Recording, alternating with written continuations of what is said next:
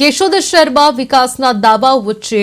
બળોદર road પર 1,75,00,000 રૂપિયાના ખર્ચે બનેલી નવી હિન્દુ સ્મશાન ભૂમિના લોકાર્પણ કાર્યક્રમ દરમિયાન અજીબ દ્રશ્ય જોવા મળ્યું હતું। લોકાર્પણ કાર્યક્રમમાં કેન્દ્રીય મંત્રી મનસુખ માંડવિયાની ઉપસ્થિતિ રહેવાની જાહેરાત કરવામાં આવી હતી, પરંતુ અંતિમ ક્ષણે તેઓ હાજર રહ્યા નથી, જેના કારણે કાર્યક્રમમાં જન સહભાગીતા ઘટતી જોવા મળી અને ઘણી ખુરશીઓ ખાલી રહી હતી। કાર્યક્રમ અંતે કેશોદ 88 વિધાનસભા મત વિસ્તારના ધારાસભ્ય દીવાભાઈ બાલમ અને નગરપાલિકા પ્રમુખ મેહુલ ગોંડલિયાના હસ્તે સ્મશાન ભૂમિનું લોકાર્પણ કરવામાં આવ્યું હતું। સ્થાનિક લોકોનું કહેવું છે કે મંત્રીની ગેરહાજરીના કારણે કાર્યક્રમમાં અપેક્ષિત ઉપસ્થિતિ જોવા મળી રહી નથી અને આ લોકાર્પણ હવે વિકાસ કરતા વધુ રાજકીય ચર્ચાનો વિષય બની ગયો છે।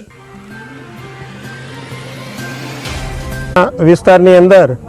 મુક્તિધામ અને સાથે સાથે ગાર્ડન એમના કામનું લોકાર્પણ આપણા વિસ્તારના માનનીય ધારાસભ્ય શ્રી દેવાભાઈ માલમ સાહેબ,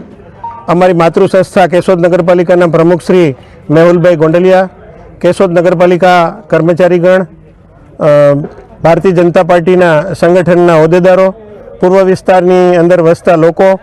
એમની હાજરીમાં આજરોજ સંપન્ન કરવામાં આવ્યું। આ વિસ્તારના લોકોની ઘણા સમયથી એવી માંગ હતી કે અંતિમ ક્રિયા માટે થઈ અને પૂર્વ તરફના લોકોએ પશ્ચિમ તરફના જે હિન્દુ સ્મશાન આપણું ઓલરેડી જે ડેવલપ છે ત્યાં જવું પડતું હતું, એમાંથી એમને મુક્તિ મળશે અને પોતાના જે આત્મીયજનો છે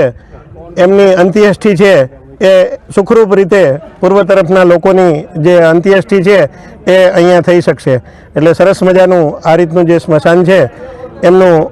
કેશોદ પૂર્વ વિસ્તારમાં ગાર્ડન વિથ સ્મશાનનું જે લોકોને સુવિધા મળી રહે પૂર્વ વિસ્તારને, એના માટેનું સુંદર મજાનું બગીચો